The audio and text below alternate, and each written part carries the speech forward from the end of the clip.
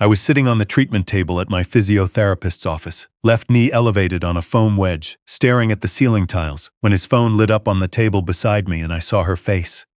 He had stepped into the hallway to check on another patient. He was the kind of man who moved through the world with the confidence of someone who had never been seriously wrong about anything important. He had set his phone face up on the blue vinyl table beside the ultrasound unit, and when the notification came in, the screen stayed lit for about 4 seconds before it dimmed again. 4 seconds is longer than most people think. The preview showed a small thumbnail of a photo attached to a text message. The sender's name was cut off by the character limit, but the image was enough. A woman in a distinctive quilted vest, deep burgundy with cream geometric stitching along the collar and cuffs, the kind of pattern that belongs to a specific tradition, made by a specific pair of hands. I had bought that vest 2 winters ago from an elderly Métis artisan at a winter market in Edmonton, on Jasper Avenue. I had paid $340 cash. I had wrapped it myself and given it to my wife on our anniversary. She cried when she opened it. She said she had never received a gift so thoughtful in her life. When the physiotherapist came back into the room, I mentioned casually that it looked like a text had come in for him while he was out. He glanced at the phone and smiled the way men smile when they are thinking about something they have been told not to think about at work. "Just my girlfriend," he said. "She checks in during her lunch break." I asked how long they had been together. He sat down on his rolling stool and started on my knee. "Almost 2 years. It's a bit complicated at the moment. She's dealing with a difficult home situation. An older husband, very set in his ways." He pressed along the joint line, professional and unhurried. "These things take time to untangle, but honestly his health isn't great. His blood pressure's been a problem apparently. Some situations have a way of resolving on their own." He said this the way you say something you have said many times before. Something that has become a kind of comfortable shorthand between two people who have been waiting a long time. I said that sounded difficult for her. "She's patient," he said, "and so am I." I nodded. I let him finish the session. I scheduled my next appointment at the front desk and walked to my truck in the parking lot and sat in the cab without starting the engine. I sat there for a long time. "My name is Lorne McAllister. I am 63 years old. I built McAllister Construction from a single work truck and a used concrete mixer into a mid-size commercial construction company operating out of Calgary, Alberta. We employ 34 people full-time. We have held active contracts in healthcare, municipal, and commercial renovation for 20 years. And our reputation for finishing on schedule is the kind of thing that took the better part of 2 decades to earn and can be lost in a season if you stop paying attention." I did not inherit any of it. My father was a foreman on a CP rail maintenance crew who worked 12-hour shifts and came home with grease under his fingernails every night of my childhood. He taught me 2 things: measure twice, and never sign anything you have not read to the end. I have been married twice. My first marriage ended after 15 years, no dramatic collapse, just 2 people who had grown in directions the other had not anticipated. My second wife came into my life at a hospital fundraiser when I was 51. She was 12 years younger, composed, quietly funny, and she listened in a way that felt genuine. I was cautious. I took 2 years before I proposed. I thought I had been careful. She had recommended this particular physiotherapy clinic after my knee surgery in February. A colleague had apparently spoken highly of the physiotherapist. She had booked my initial appointment through the company McAllister Construction Limited. Standard practice for me, given that I often used the business account for medical expenses related to workplace coverage. The physiotherapist had never met me before the first appointment. He had never seen a photograph of me. My wife, as she has always done, circulates in many circles under her maiden name. I began to understand later how carefully those particular details had been arranged. I drove home. My wife was in the kitchen making tea, asking how the session had gone. I told her my knee felt looser. She said that was encouraging. I went to my office and closed the door and sat behind my desk without turning on the lamp. That evening, I waited until she was settled on the couch reading, and I mentioned offhand that I had been thinking about the burgundy vest, the quilted one from Edmonton. I said I had not seen her wear it in a while, and that it might be nice for the company spring dinner. She set her book down on her lap and offered me a small, apologetic smile. I gave that one away, actually. There was a clothing drive at the community center. St. Mary's, I think. It felt like the right thing to do at the time. "Of course," I said. "You've always been generous." She picked her book back up. I watched her turn the page. That was the moment. Not the phone screen in the physiotherapy office. Not the smile when he talked about these things resolving on their own. The moment was watching her turn that page easy and unhurried, and understanding that the woman I had shared a home with for 12 years could look me in the eye and lie without any visible effort whatsoever.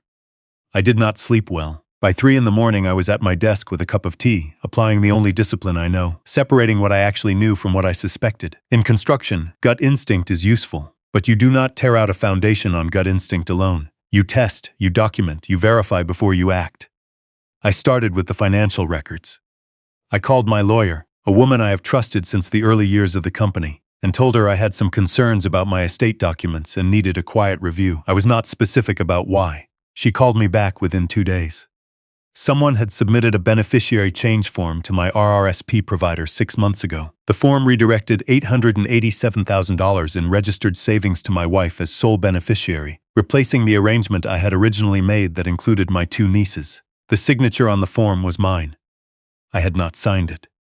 The life insurance policies told the same story. 2 policies, combined value of $1.4 million, both updated through the mail to name my wife as sole beneficiary, both using the same signature. Mailed submissions do not require a witness. They do not require a notary. They require only that the signature be plausible enough to pass a basic review at a financial institution, which is not, as my lawyer explained to me very quietly, a particularly high bar. My wife has had access to samples of my signature for 12 years. She manages our household filing. I told my lawyer to hold off on any action and to keep the conversation between us. The second thread I pulled was at the company. My wife's brother has worked for McAllister Construction for 9 years. He came in as a laborer, worked up to crew lead, and I eventually gave him the site supervisor role on our residential contracts. I trusted him the way you trust family, not because you have tested it carefully, but because you assumed it and never had cause to examine the assumption again.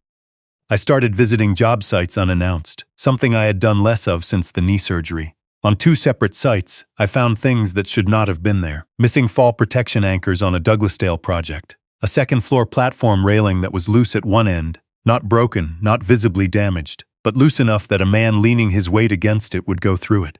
My brother-in-law's crew, both sites. I am 63 years old. I visit my job sites regularly. I have a bad knee and I still grab railings when I move between levels. It is not a secret to anyone who knows me.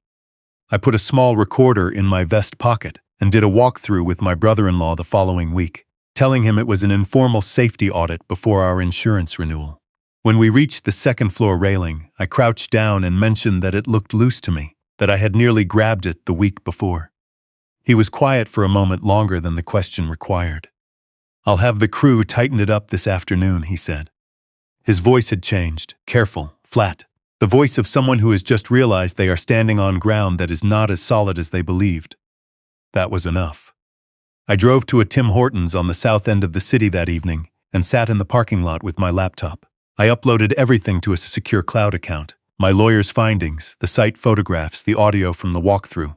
I sat there for a long time after, watching the drive-through line moving in the dark. I had known my brother-in-law since he was 29 years old and had nothing going for him except a willingness to work. I had covered 2 months of his rent after his divorce, quietly, without telling anyone in the family. I had believed genuinely that he was a decent man who had made some bad decisions and was slowly finding his footing. I could not decide, sitting in that parking lot, whether to be more angry at him or at myself for not seeing it sooner. I settled on neither. Anger was not useful yet. The recording device I had placed in my home office 12 days earlier picked up a phone call 3 days later. My wife was speaking to my brother-in-law. She told him things were moving along. She said my increased site visits were actually useful. It meant the timing would look natural. She told him the arrangement was simple. Once the estate transferred, she would pay off his line of credit and sign the storage yard property over to him. A parcel of land attached to the company, worth roughly $280,000 by current assessments. He said he was uncomfortable. He said he had not agreed to anything that would actually harm me. She told him that creating the conditions and the outcome were the same thing, and that he needed to stop pretending there was a difference. Then she told him to make sure the second-floor safety work was reflected in the paperwork, but that the railing itself should remain as it was. I listened to the recording twice. I sat at my desk in the dark house. She was asleep down the hall, and I listened to it twice, all the way through. I had told myself, when I found the forged signatures, that there might be some explanation I had not considered. I had told myself, when I photographed the railing, that perhaps it was a careless mistake and nothing more. People construct these explanations. You build them for the same reason you put off reading a structural report on a building you love, because some part of you already knows what it is going to say. After the second time through the recording, I had nothing left to explain. I called my lawyer at 8 the next morning. I told her everything, the physiotherapist, the forged documents, the railing, the phone call. She was quiet for a moment. Then she said we needed to involve the police. We met with a detective from the Calgary Police Service the following afternoon. She reviewed everything I had, the recordings, the photographs, the documents, the financial analysis. She was precise and calm in the way that experienced investigators often are. When I finished, she said her team would need 72 hours to review the material and consult with the Economic Crimes Unit regarding the forgeries. I asked her whether we could control the timing of any action. She said they could work with that. In those 72 hours, I made 2 calls. The first was to the physiotherapy clinic. I introduced myself to the physiotherapist for the first time by my full name, Lorne McAllister, and told him I was interested in discussing a potential renovation of the clinic space, that I had heard the landlord was open to a tenant-led project. I suggested he come to my office the following Thursday evening. I mentioned that my site coordinator would be present. I did not specify who that was. He agreed without hesitation. The second call was to my brother-in-law. I told him I wanted to sit down and talk about formalizing his role with the company, possibly with a stake in the business. I asked him to come to the same meeting Thursday evening. Thursday arrived overcast and cold the way late May sometimes is in Calgary, the mountains invisible behind low cloud.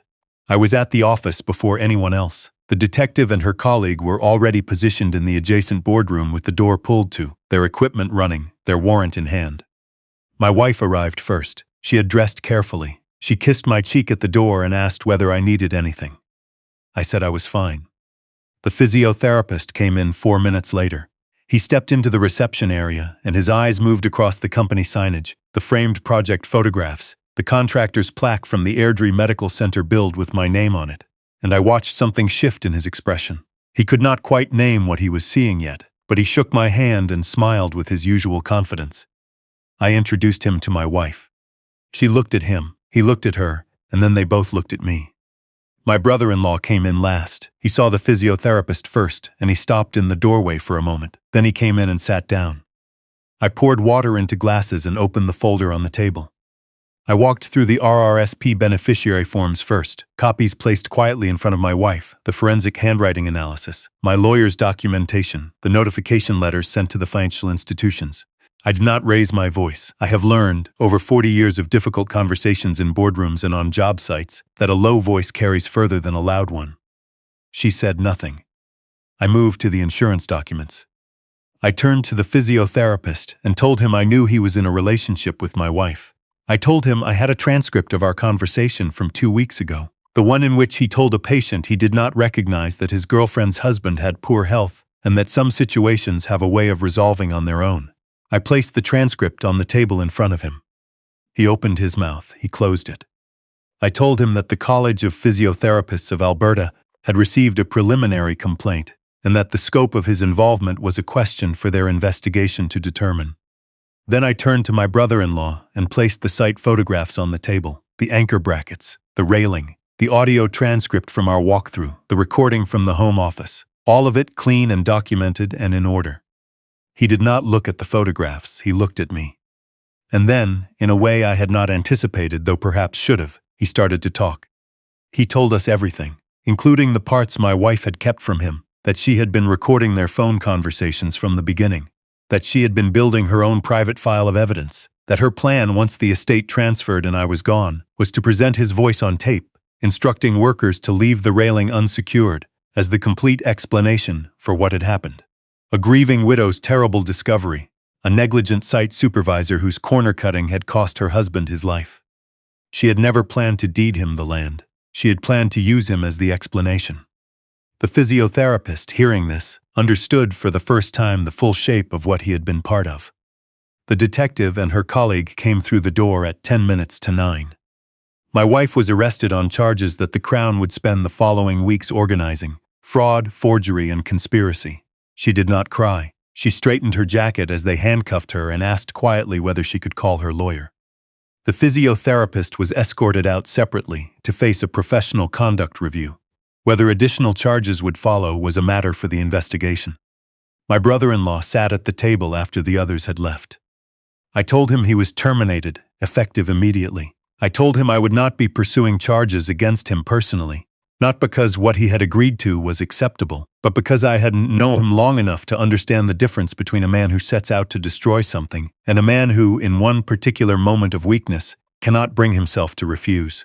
I told him the land arrangement and the debt agreement were cancelled. I told him to find another position and to think carefully going forward about the favors he agreed to accept. He said he was sorry. I told him I believed that, and I told him it was not the same as it being enough. He left without another word.